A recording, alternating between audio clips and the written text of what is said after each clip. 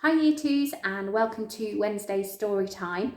I know that quite a few of you watched the David Walliams Assembly yesterday, ready for World Book Day. I managed to see most of it. I really enjoyed the part where he read some little parts from his own stories that he's written as an author.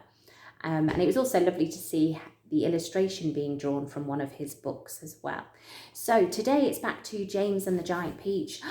And the peach has now landed in some water. I do hope James and the insects are all right, Year Twos. Shall we read on and find out? Listen very carefully. At this moment, the scene inside the peach itself was one of indescribable chaos.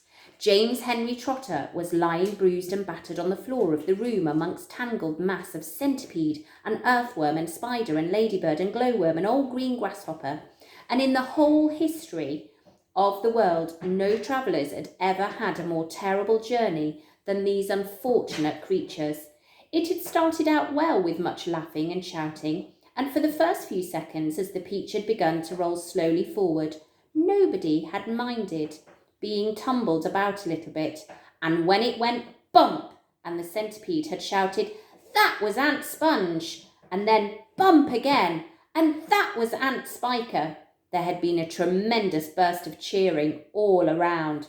But as soon as the peach had rolled out of the garden and begun to go down the steep hill, rushing and plunging and bounding madly downward, then the whole thing became a nightmare. James found himself being flung up against the ceiling, then back onto the floor, then sideways against the wall, then up onto the ceiling again, and up and down and back and forth and round, and at the same time, all the other creatures were flying through the air in every direction, and so were the chairs and the sofa, not to mention the 42 boots belonging to the centipede. Everything, and all of them were being rattled around like peas inside an enormous rattle that was being rattled by a mad giant who refused to stop.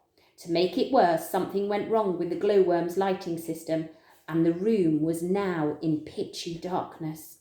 There were screams and yells and curses and cries of pain, and everything kept going round and round and round. And once James made a frantic grab at some thick bars sticking out from the wall, only to find out that they were a couple of centipedes' legs. "Let's go!" shouted the centipede, kicking himself free, and James was promptly flung across the room into the old green grasshopper's horny lap. Twice he got tangled up in Miss Spider's legs, a horrid business, and towards the end the poor earthworm, who was cracking himself like a whip every time he flew through the air from one side of the room to the other, coiled himself around James's body in a panic and refused to unwind. Oh, it was frantic and a terrible trip. But it was all over now, and the room was suddenly very still and very quiet. Everybody was beginning slowly and painfully to disentangle himself from everybody else.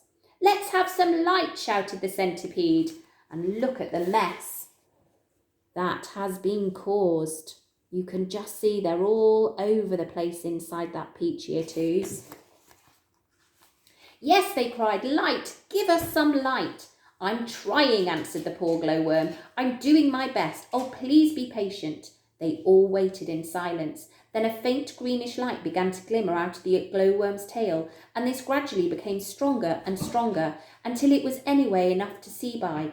"Some great journey," the centipede said, limping across the room. "I shall never be the same again," murmured the earthworm. "Nor I," said the ladybird. "It's taken years off my life."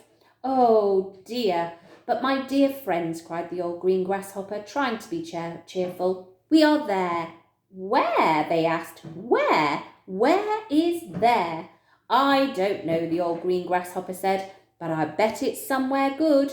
"We are probably at the bottom of a coal mine," the earthworm said gloomily. "We certainly went down, down, down, and down again very suddenly at the last moment. I felt it in my stomach. I still feel it. Perhaps we are in the middle of a beautiful country full of songs and music," the old green grasshopper said. "Or perhaps near the seashore," said James eagerly, "with lots of other children down on the sand for me to play with." Pardon me," murmured the ladybird, turning a trifle pale, "but I am wrong in thinking that we seem to be bobbing up and down. Bobbing up and down, they cried. What on earth do you mean? You're still giddy from the journey, the old green grasshopper told her. You'll get over it in a minute.